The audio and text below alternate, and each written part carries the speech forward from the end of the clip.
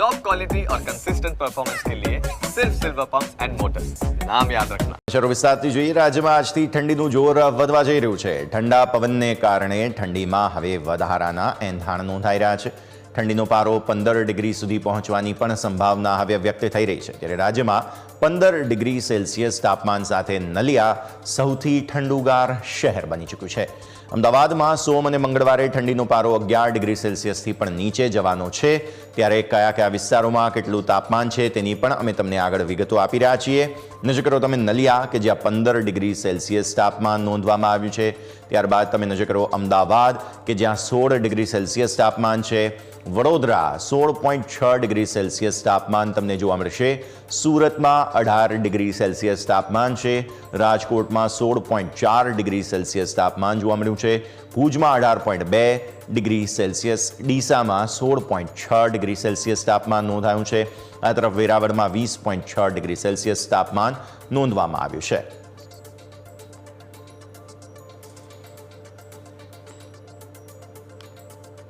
તો સમગ્ર રાજ્યભરમાં હવે ઠંડીની વેવ આવવા જઈ રહી છે, પવન ફૂંકાઈ રહ્યા છે અને આ ઠંડા પવનોને કારણે ઠંડી વધશે।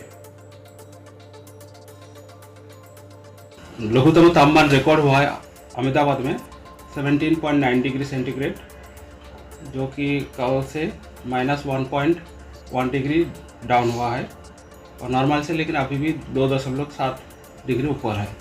जो फोरकास्ट है मेनली क्लियर स्काई दिया गया है अहमदाबाद और आसपास रीजन के लिए, और जो लघुतम तापमान है 18 डिग्री सेंटीग्रेड का आसपास रहेगा।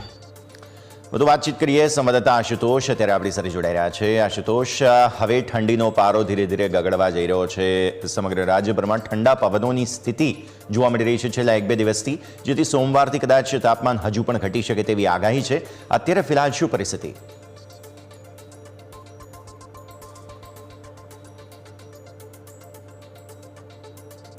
જી યસ, ઉત્તર ભારતના અમુક ભાગોમાં હિમવર્ષા જે તે શરૂ થઈ ચૂકી છે ને તેની સીધી અસર રાજ્યમાં જોવા મળી રહી છે।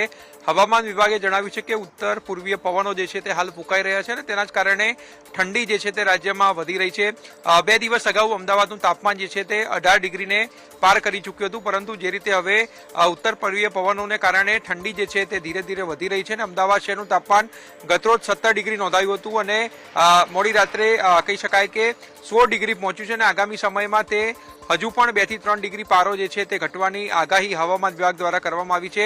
હવામાન વિભાગનું કહેવું છે કે આગામી 1 થી 2 દિવસ દરમિયાન પારો 2 થી 3 ડિગ્રી જે છે તે ઘટશે અને ત્યારબાદ ઉત્તરોત્તર તેમાં ઘટાડો થતો રહેશે, એટલે શિયાળો જે છે તે હવે શરૂ થઈ ચૂક્યો છે અને લોકો ઠંડીનો અહેસાસ પણ કરી ચૂક્યા છે।